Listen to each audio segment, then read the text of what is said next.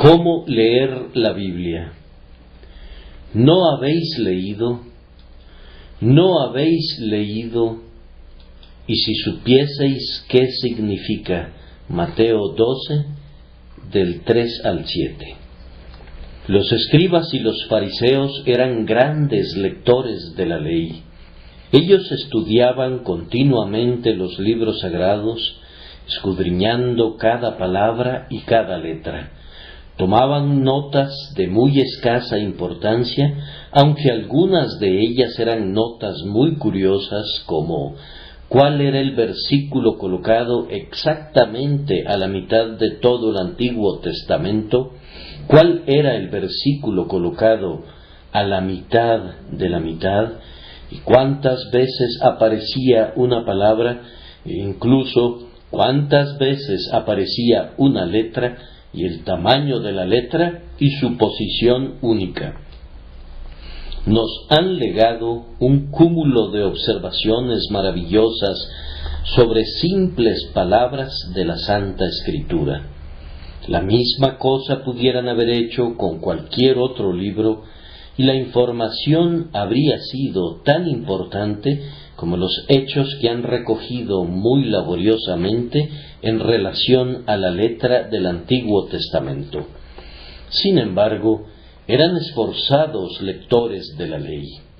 Ellos iniciaron una discusión con el Salvador sobre un asunto tocante a esta ley, pues la conocían como la palma de su mano y estaban preparados para usarla como un ave de rapiña usa sus garras para destrozar y despedazar.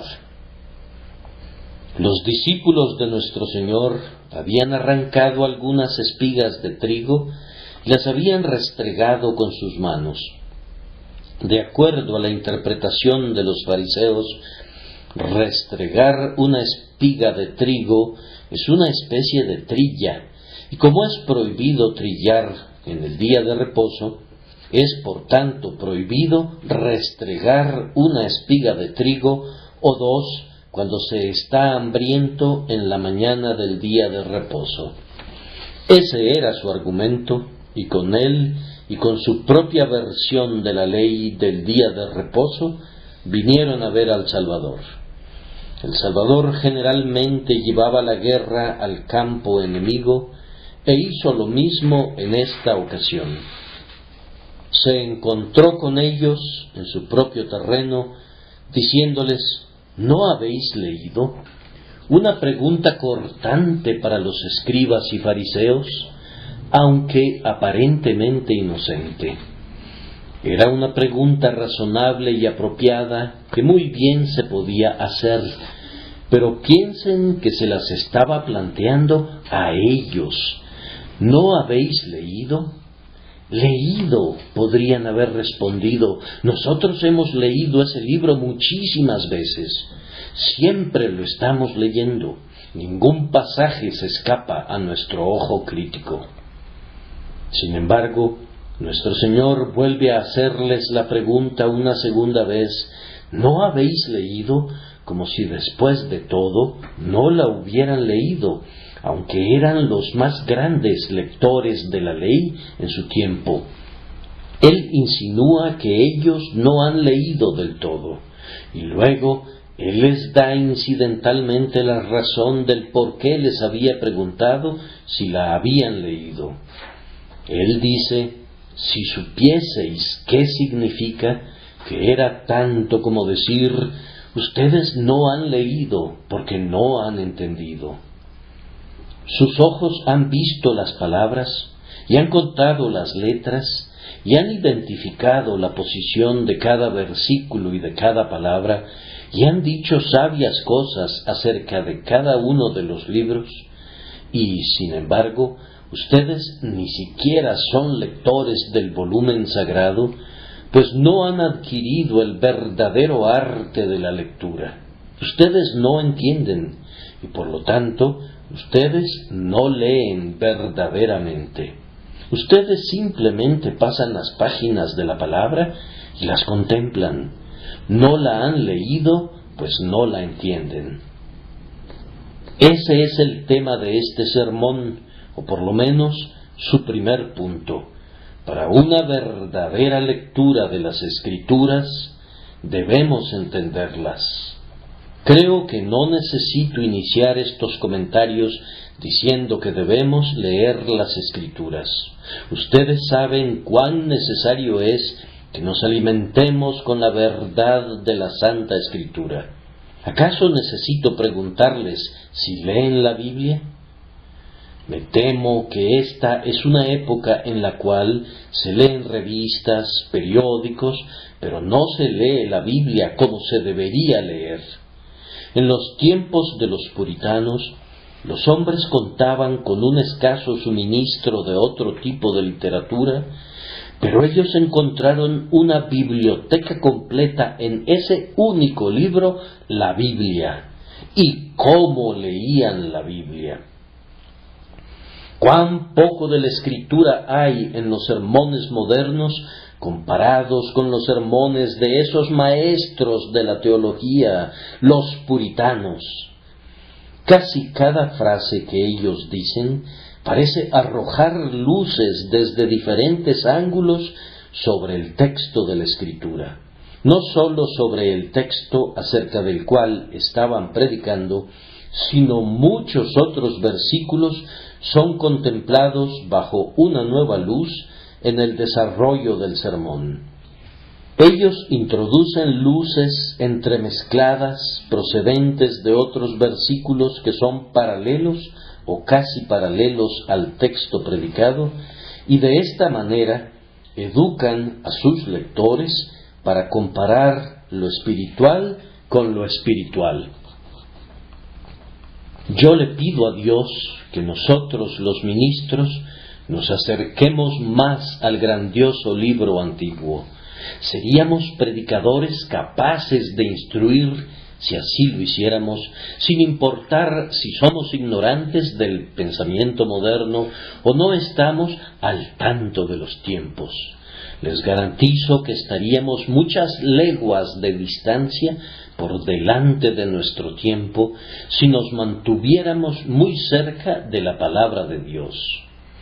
Y en cuanto a ustedes, hermanos y hermanas míos, que no tienen que predicar, el mejor alimento para ustedes es la propia palabra de Dios. Los sermones y los libros están muy bien, pero los ríos que recorren una gran distancia sobre la tierra gradualmente recogen algo de basura del suelo sobre el que fluyen y pierden la frescura que los acompañaba al salir del manantial. La verdad es más dulce cuando acaba de salir de la roca abierta, pues ese primer chorro no ha perdido nada de su vitalidad ni de su carácter celestial. Siempre es mejor beber agua del pozo que del tanque de almacenamiento. Ustedes se darán cuenta que leer la palabra de Dios por ustedes mismos, leer esa palabra más que comentarios y notas acerca de ella, es la manera más segura de crecer en la gracia.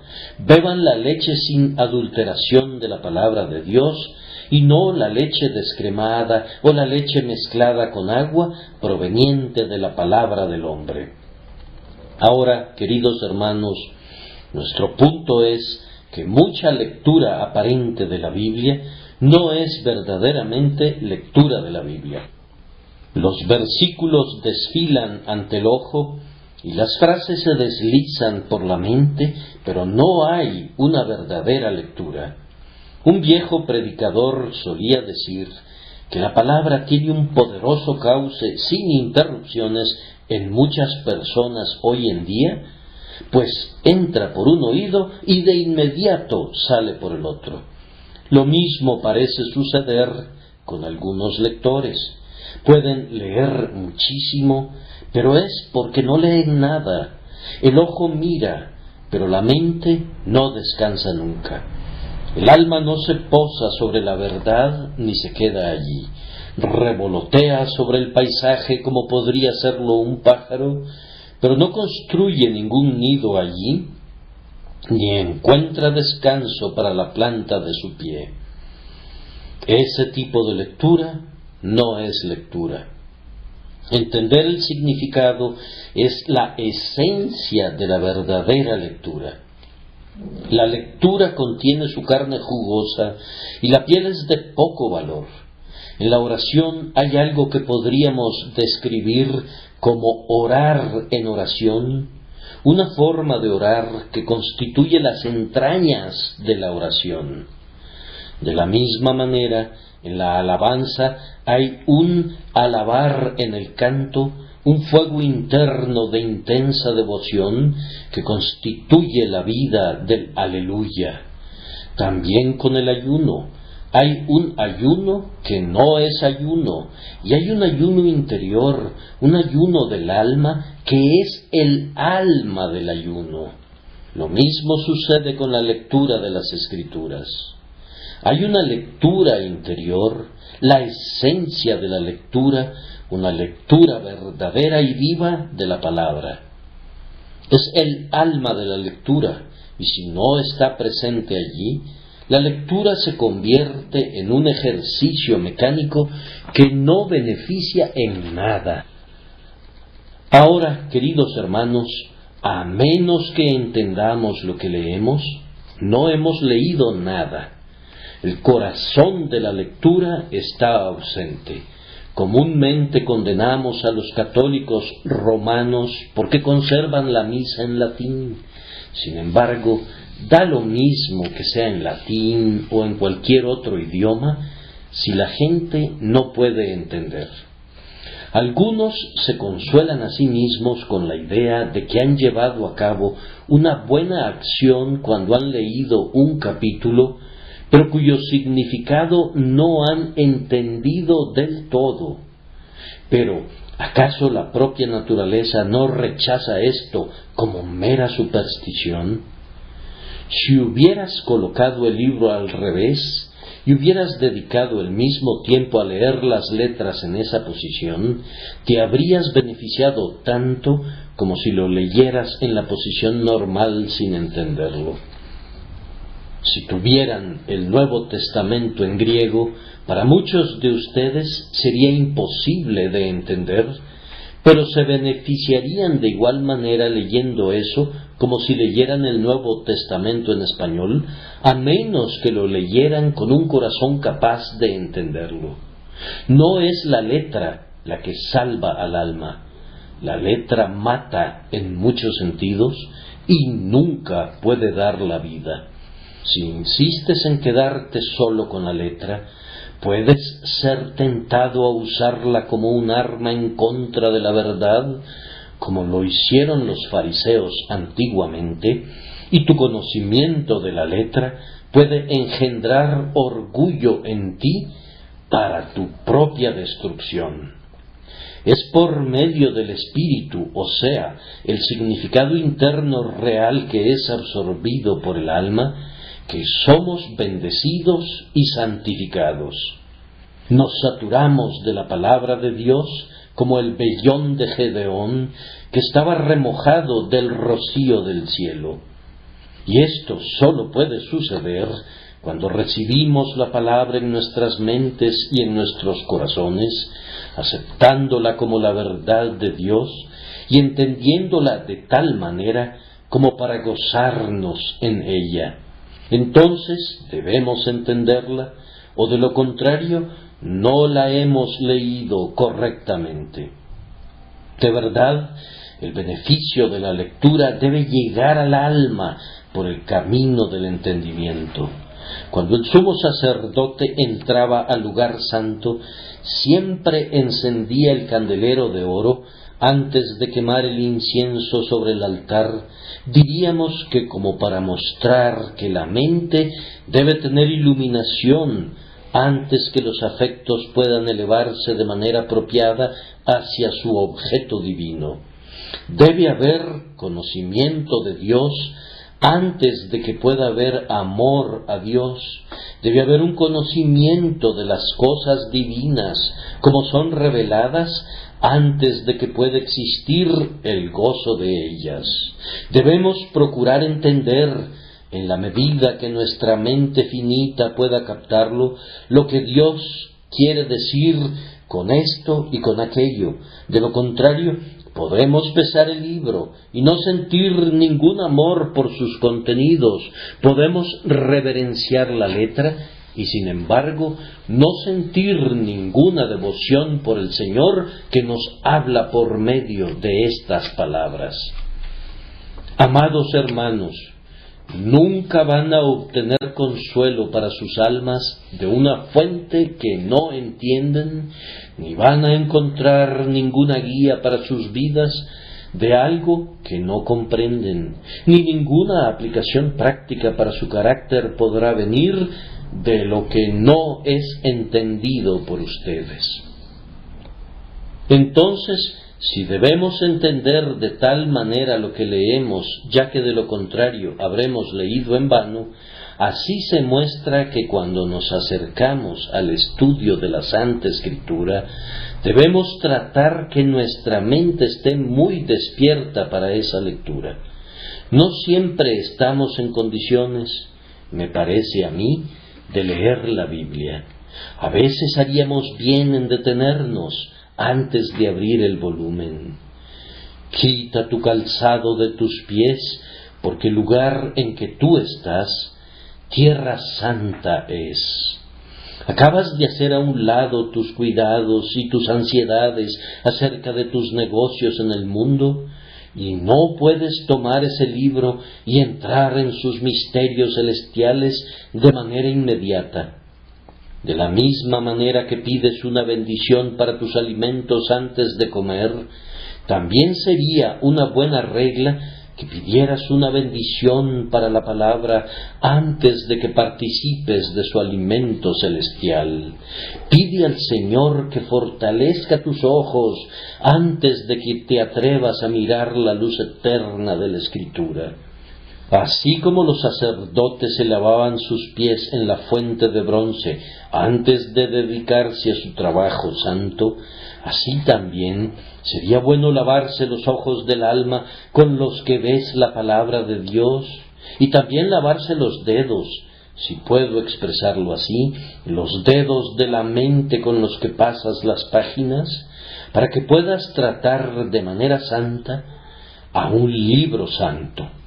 Di a tu alma, alma mía, despierta, no estás a punto de leer un periódico, no estás pasando las páginas escritas por un poeta humano para que seas deleitado por su brillante poesía.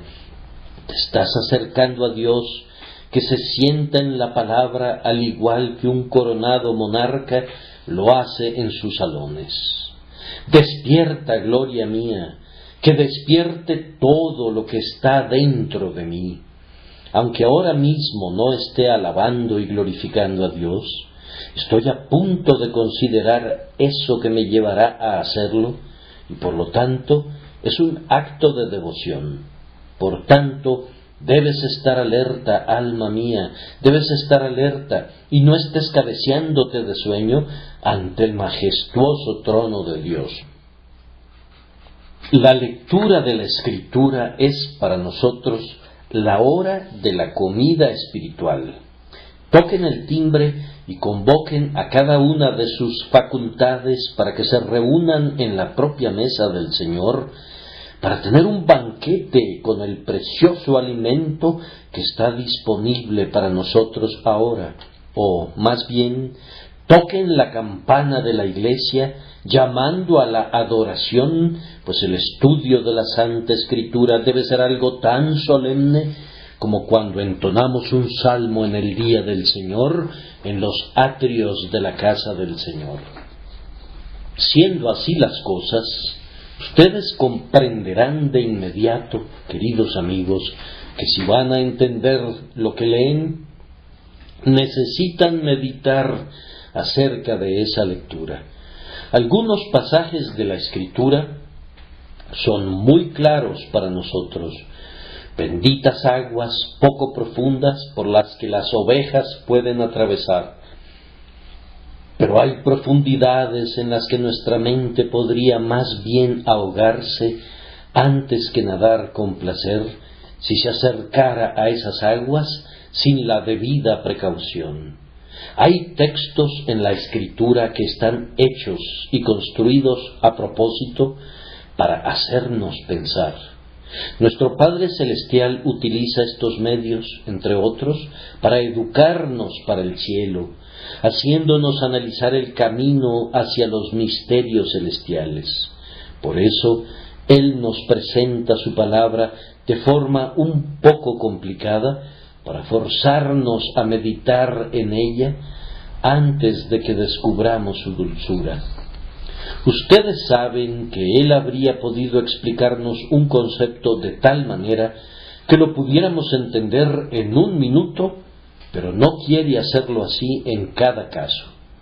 Muchos de los velos que cubren la Escritura no están diseñados para encubrir su significado para los dirigentes, sino para forzar la mente para que sea activa, pues a menudo la diligencia de corazón que busca entender la mente divina hace más bien al corazón que el conocimiento mismo. La meditación y la reflexión nos ejercitan y fortalecen nuestra alma para poder recibir verdades más elevadas aún. He escuchado la historia de las madres en las Islas Baleares que en tiempos antiguos, queriendo que sus hijos llegaran a ser buenos honderos, colocaban su comida en alto donde no la pudieran alcanzar, por lo que tenían que utilizar su honda y lanzar una piedra para bajar el alimento. Nuestro Señor desea que seamos buenos honderos y coloca alguna preciosa verdad en alto donde no la podemos alcanzar excepto utilizando nuestra honda, y finalmente damos en el blanco y encontramos alimento para nuestras almas. Entonces tenemos el doble beneficio de aprender el arte de la meditación y de participar de la dulce verdad que ha sido puesta a nuestro alcance por medio de ella. Hermanos míos, debemos meditar. Estas uvas no van a producir vino a menos que caminemos sobre ellas. Estas aceitunas deben ser trituradas por la prensa y aplastadas una y otra vez para que puedan darnos su aceite. En un plato de nueces, ustedes pueden saber cuál nuez ha sido comida, pues hay un hoyito que el insecto ha perforado en la cáscara, solamente un hoyito, y luego dentro encontramos al bicho comiéndose la nuez. Pues bien, es una cosa grandiosa perforar la cáscara de la letra para luego vivir dentro, alimentándonos de la nuez. Quisiera ser un gusanito así, que pudiera vivir dentro, alimentándome de la palabra de Dios, habiendo perforado el hoyito en la cáscara y habiendo alcanzado el misterio más profundo del bendito Evangelio.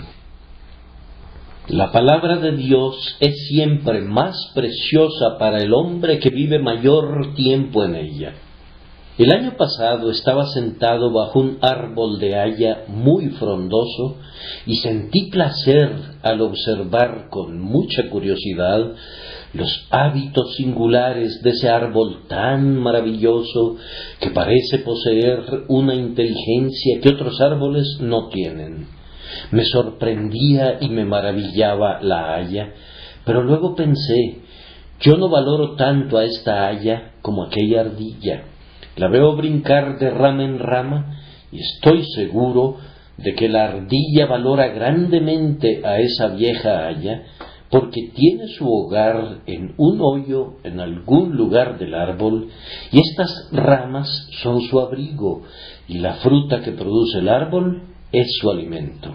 La ardilla vive en el árbol, es su mundo, es el lugar donde juega, es su granero, es su hogar. Ciertamente, el árbol es todo para la ardilla, en cambio para mí no lo es, pues yo tengo mi descanso y mi alimento en otro lado.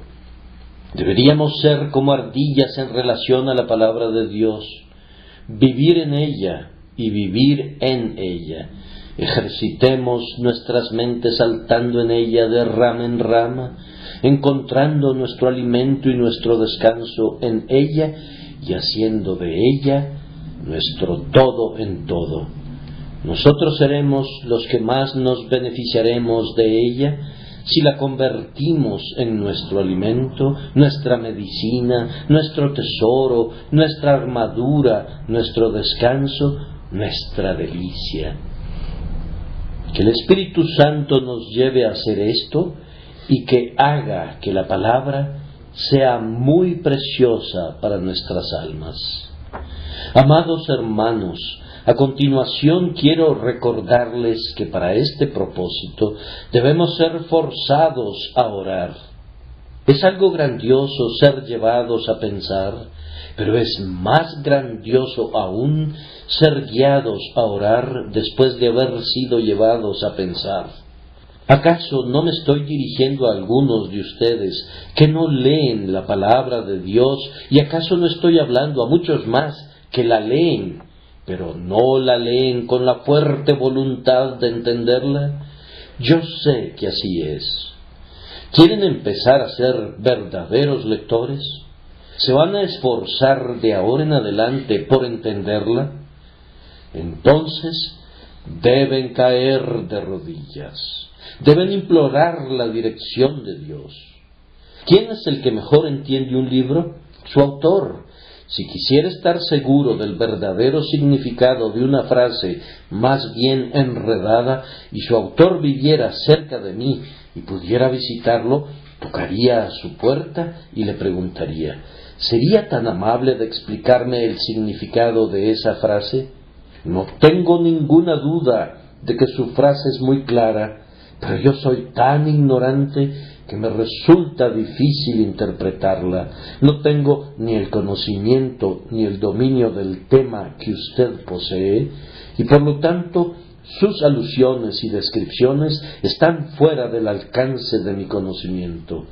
Para usted no es difícil, y es más bien un lugar común, pero es muy difícil para mí. ¿Sería tan amable de explicarme su significado? Un hombre de bien sería feliz de ser tratado así y no tendría problemas en descubrir al lector honesto lo que quiso decir. Así tendría la certeza de haber entendido el significado correcto, pues habría ido al origen, es decir, habría consultado al propio autor.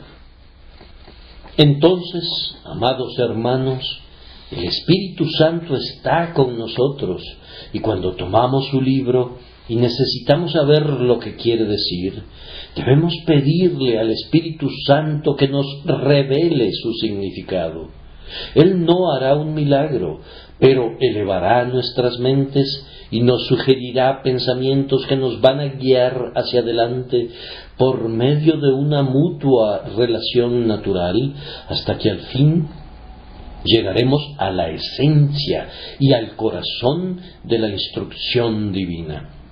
Busquen de verdad la guía del Espíritu Santo, pues si el alma verdadera de la lectura es el entendimiento de lo que leemos, entonces debemos implorar al Espíritu Santo que descubra los secretos misterios de la palabra inspirada.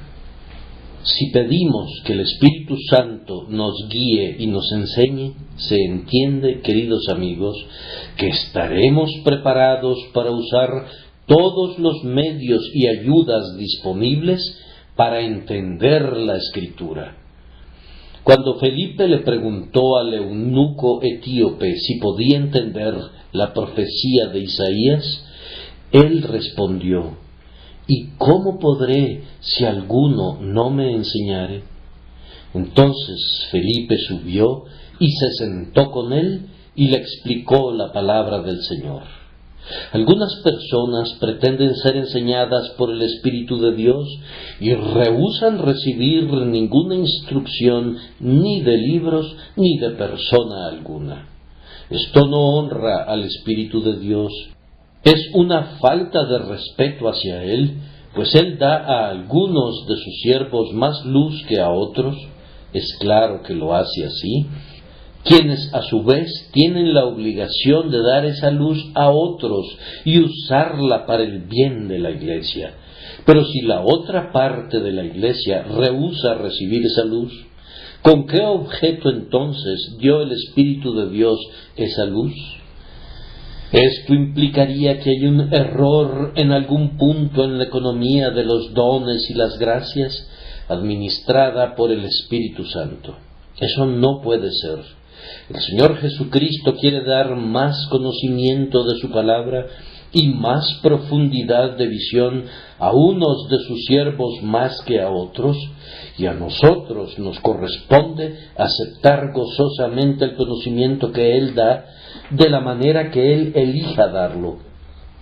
Sería muy perverso de parte nuestra decir: no aceptaremos el tesoro celestial que está contenido en vasos de barro. Si Dios quiere darnos el tesoro celestial directamente de su mano, pero no por medio de vasos de barro, lo aceptaremos. Pero pensamos que somos demasiado sabios, nuestra mente es sumamente celestial, somos demasiado celestiales para que nos interesen esas joyas que están colocadas en vasijas de barro. No escucharemos a nadie y no leeremos nada excepto el propio libro, ni tampoco aceptaremos ninguna luz excepto la que se desliza por las hendiduras de nuestro propio techo. No queremos ver si tenemos que utilizar la vela de alguna persona, preferimos permanecer en la oscuridad. Hermanos, no caigamos en esa insensatez. Si la luz viene de Dios, aunque la traiga un niño, la aceptaremos con gozo. Si cualquiera de sus siervos, ya sea Pablo o Apolo o Cefas, ha recibido luz que viene de él, he aquí, todo es vuestro, y vosotros de Cristo, y Cristo de Dios.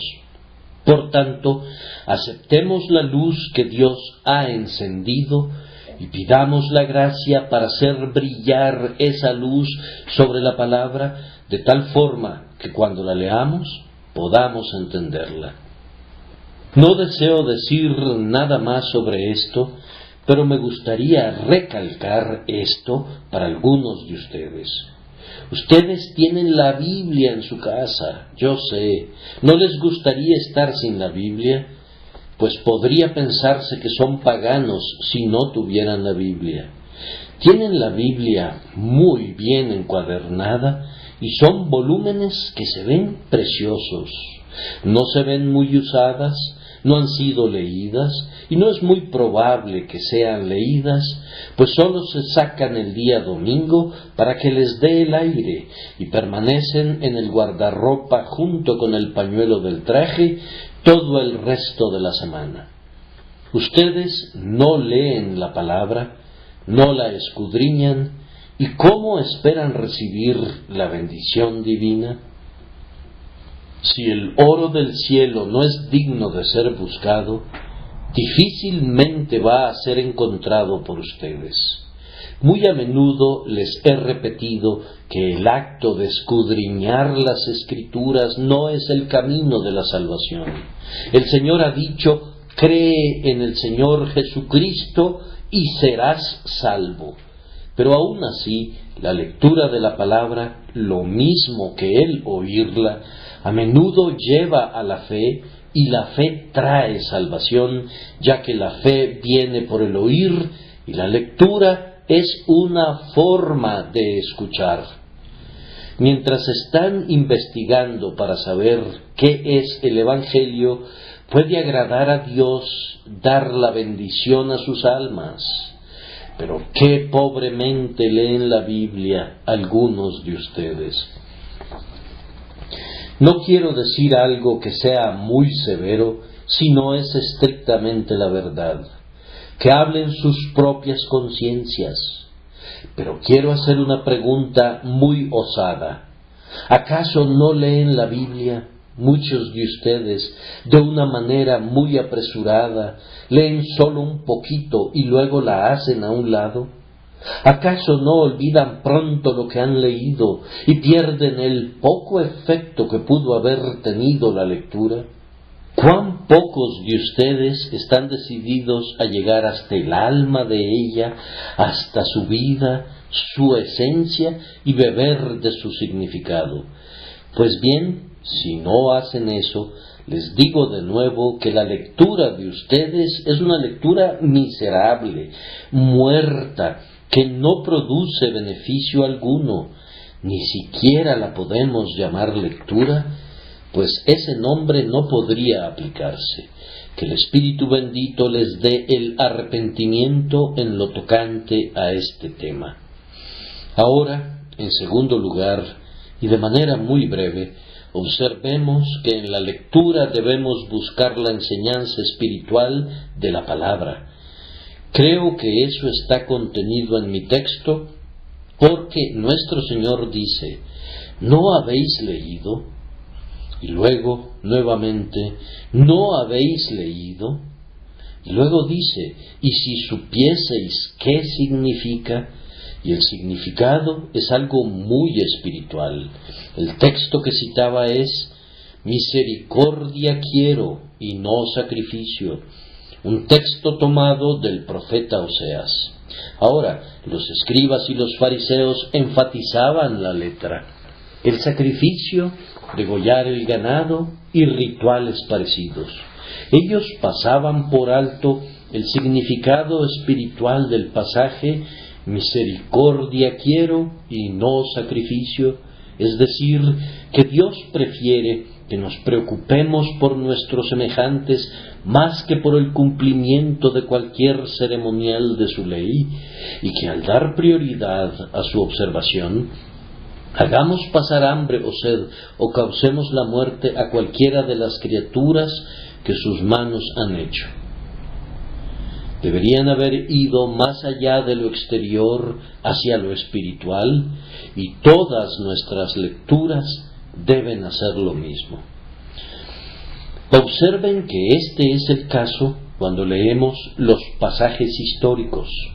¿No habéis leído lo que hizo David cuando él y los que con él estaban tuvieron hambre, cómo entró en la casa de Dios y comió los panes de la proposición, que no les era lícito comer ni a él ni a los que con él estaban, sino solamente a los sacerdotes? Este es un texto histórico que ellos deberían haber leído de tal manera que pudieran haber encontrado su enseñanza espiritual. He oído a algunas personas insensatas que dicen, pues a mí no me interesa leer las partes históricas de la Escritura. Queridos amigos, no tienen la menor idea de lo que están diciendo.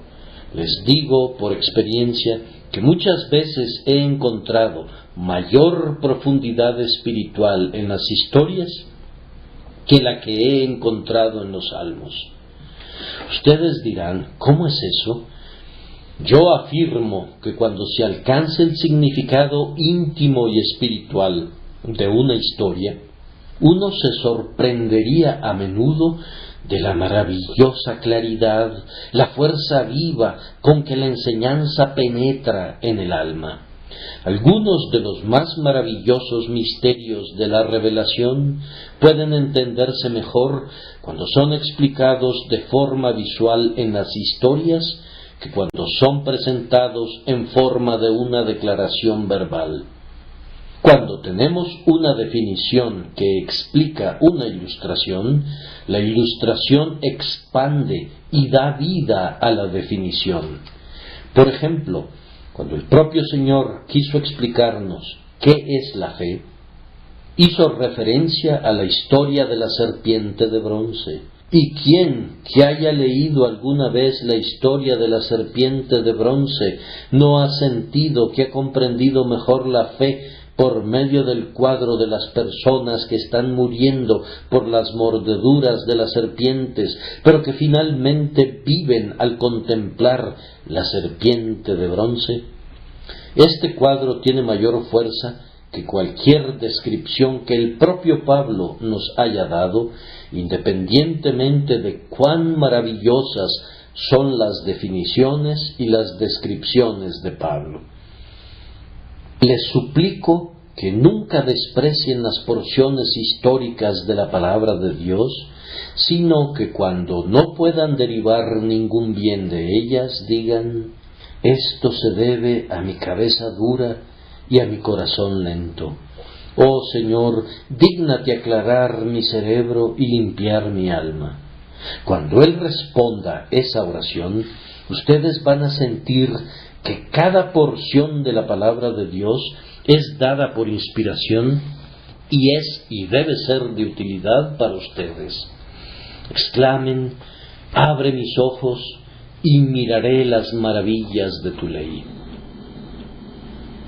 Lo mismo es exactamente válido en lo relativo a todos los preceptos ceremoniales, porque el Salvador continúa diciendo: ¿o no habéis leído en la ley cómo en el día de reposo los sacerdotes en el templo profanan el día de reposo y son sin culpa? No hay ni un solo precepto de la antigua ley que no tenga un sentido y un significado profundos. Por lo tanto, no evitemos la lectura del libro de Levítico, ni digamos: yo no puedo leer estos capítulos de los libros de Éxodo ni de Números. Tienen que ver con las tribus y con sus estandartes, con las diversas etapas en el desierto y los correspondientes altos en la marcha, el tabernáculo y todo lo que contiene, o acerca de corchetes de oro y vasos de oro y tablas y basas y piedras preciosas y azul y púrpura y lino fino. No, pero hay que buscar su significado íntimo. Escudriñen de manera exhaustiva, pues al igual que con el tesoro de un rey, lo más precioso es lo más protegido y difícil de encontrar. Lo mismo sucede con las Santas Escrituras. ¿Han ido alguna vez a la biblioteca del Museo Británico? Hay muchos libros de referencia allí que el lector puede tomar cuando quiera. Hay otros libros para los que se necesita llenar una tarjeta y uno no puede tomarlos si no la ha llenado previamente. Pero hay allí un grupo selecto de libros que no podrán verse si no se obtiene una orden especial, y esto solo después de quitar la llave de las puertas, de abrir cajones y ante la presencia de un vigilante que siempre está presente mientras se lleva a cabo la inspección del libro.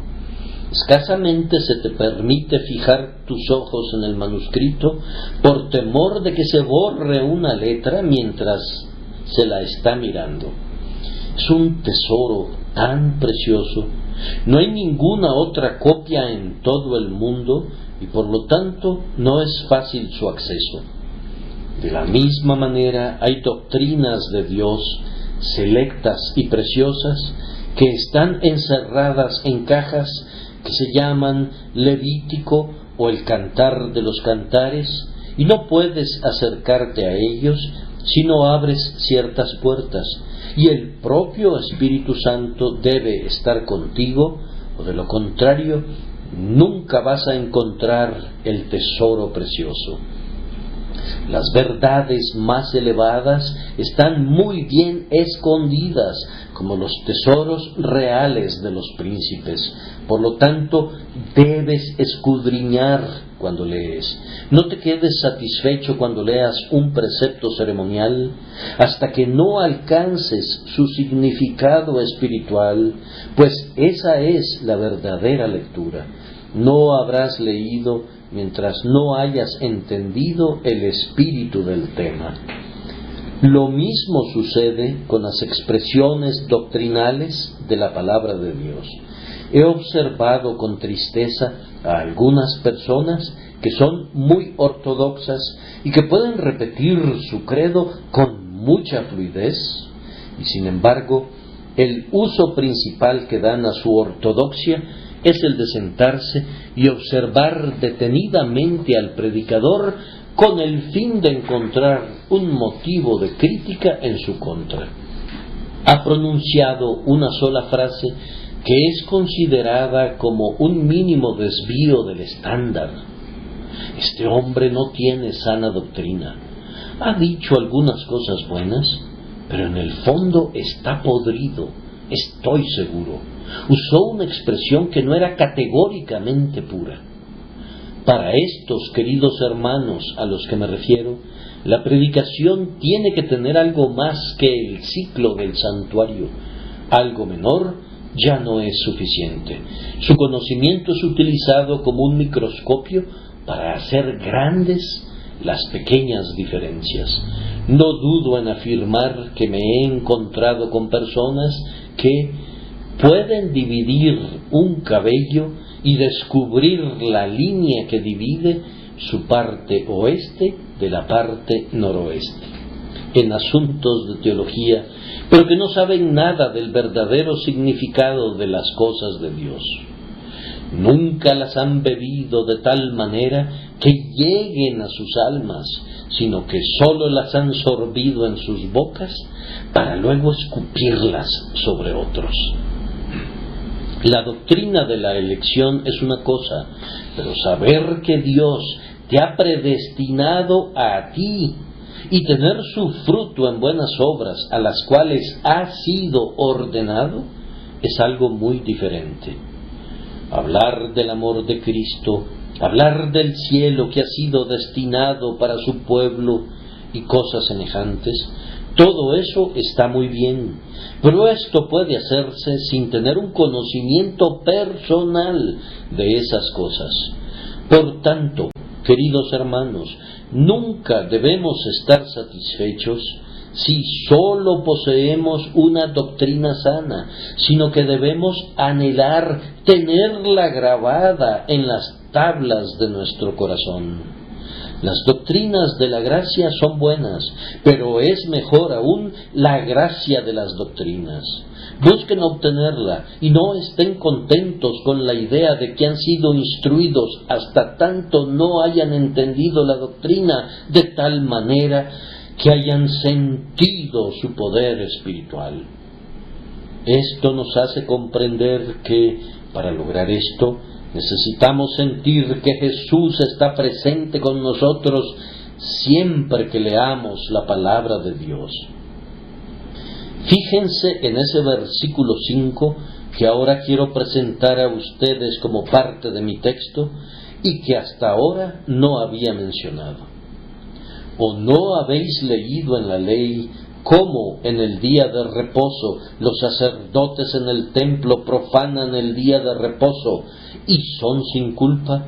Pues os digo que uno mayor que el templo está aquí. Ay, ellos tenían un alto concepto acerca de la letra de la palabra, pero desconocían que Él estaba allí, el Señor del día de reposo, el Señor del hombre y el Señor de todo. O cuando hayan aprendido una doctrina o una ordenanza o cualquier cosa que sea externa en la palabra, pidan al Señor que los haga sentir que hay algo más grande que el libro impreso y algo mejor que la simple cáscara de esa doctrina.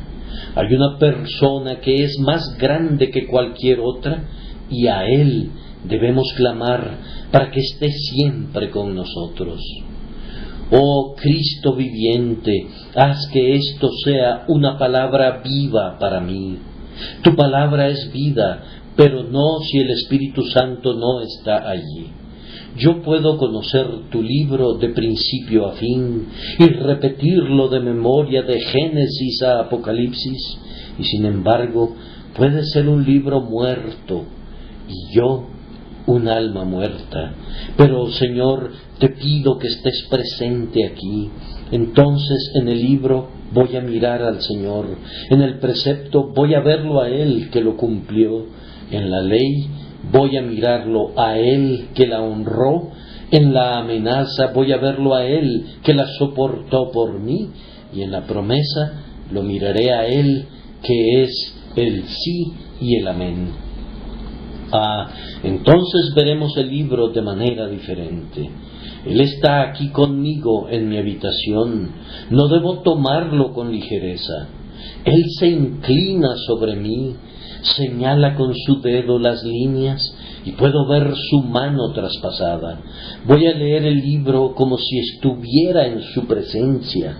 Voy a leerlo sabiendo que Él es su sustancia, que Él es la prueba de este libro y también su escritor. Él es la suma de esta escritura y también su autor. Esa es la forma en que los verdaderos estudiantes se vuelven sabios. Podrán encontrar el alma de la escritura cuando puedan conservar a Cristo con ustedes mientras están leyendo. ¿Acaso no han oído nunca un sermón que les ha hecho sentir que si Jesús hubiera descendido a ese púlpito mientras el predicador estaba hablando, le habría dicho: deja el púlpito, no tienes nada que hacer aquí. Yo te envié para que predicaras acerca de mí, y tú estás hablando acerca de una docena de cosas diferentes. Vete a casa y aprende de mí, y después ven a predicar. Un sermón que no lleve a Cristo, o del que Jesucristo no sea el principio y el fin, es un tipo de sermón que hará reír a los diablos en el infierno y llorar a los ángeles del cielo si fueran capaces de tales emociones. ¿Ustedes recuerdan la historia de ese hombre de Gales que escuchó predicar a un joven un sermón muy bueno, un sermón grandioso, pomposo, muy elevado? Y cuando hubo terminado de predicar, le preguntó al hombre de Gales qué le había parecido. El hombre le respondió que no le había parecido nada bueno. ¿Y por qué no? Porque Jesucristo no estaba allí. Bien, dijo el predicador, pero mi texto no parecía estar orientado a eso. No importa, dijo el hombre de Gales, tu sermón debía estar orientado a eso. No me parece así, dijo el joven predicador. No, dijo el otro, todavía no sabes cómo predicar. Así es como se debe predicar. Desde cada pequeño pueblo de Inglaterra, sin importar dónde se encuentre, ciertamente hay un camino que lleva a Londres. Puede ser que no haya ningún camino hacia otros lugares, pero con toda certeza hay un camino a Londres. Ahora, desde cada texto de la Biblia hay un camino que conduce a Jesucristo y la forma de predicar es decir simplemente: ¿cómo puedo ir desde este texto hasta Jesucristo? Y luego predicar a lo largo de ese camino. Bien, pero, replicó el joven predicador, supongamos que encuentro un texto que no tiene un camino que conduce a Jesucristo. Yo he predicado durante 40 años, dijo el viejo predicador, y nunca me he encontrado con un texto así, pero si alguna vez me encontrara con uno, haría cualquier cosa, pero llegaría a él, pues nunca concluiría un sermón sin predicar a mi Señor. Tal vez ustedes piensan que he ido un poco lejos hoy, pero estoy persuadido de que no es el caso, pues tenemos el versículo 6 que trae al Señor de manera sumamente dulce, poniéndolo al frente de ustedes, lectores de la Biblia, para que no piensen en leer sin sentir que Él está aquí, el Dios y Señor de todo lo que ustedes están leyendo, y que hará que estas cosas sean preciosas para ustedes si pueden verlo a Él en todas ellas. Si no pueden encontrar a Jesús en las Escrituras, no nos servirán de mucho, pues ¿qué fue lo que el propio Señor dijo? Escudriñad las Escrituras, porque a vosotros os parece que en ellas tenéis la vida eterna, y no queréis venir a mí para que tengáis vida. Por lo tanto, el ejercicio de escudriñar se convierte en nada. No encuentran ninguna vida y permanecen muertos en sus pecados. Esperemos que esto no ocurra con nosotros. Para concluir, una lectura de la Escritura de esta forma, que implica entender y penetrar en su significado espiritual y descubrir la persona divina que es el significado espiritual, es provechosa, pues el Señor dice: y si supieseis qué significa misericordia quiero y no sacrificio, no condenaríais a los inocentes. Si llegáramos a entender la palabra de Dios, nos evitaríamos muchísimos errores y, entre otras cosas buenas, no condenaríamos a los inocentes. No dispongo de mucho tiempo para hablar de estos beneficios, pero solo diré, resumiendo, que la lectura diligente de la palabra de Dios, hecha con la firme intención de entender su significado, a menudo engendra la vida espiritual. Somos engendrados por la palabra de Dios. Es el instrumento de la regeneración. Por tanto, amen su Biblia. Manténganse cerca de su Biblia.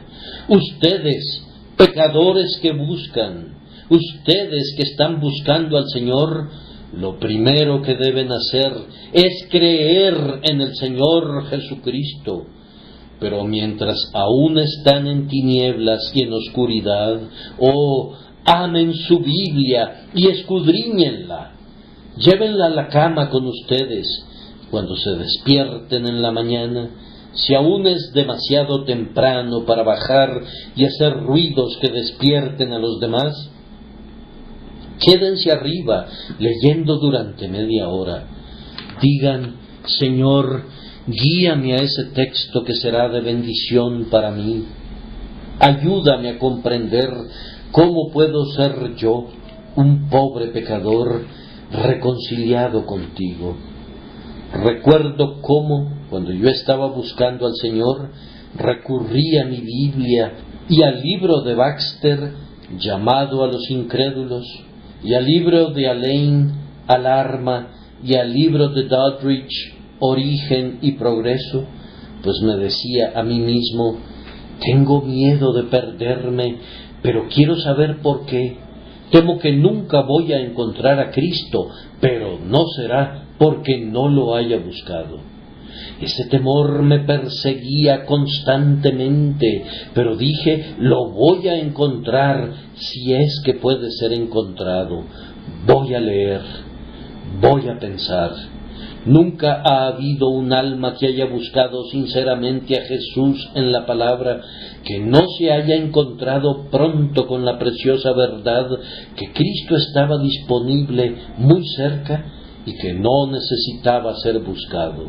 Él estaba realmente allí, solo que ellos, pobres criaturas ciegas, estaban metidos en tal laberinto que no lo podían ver en ese momento.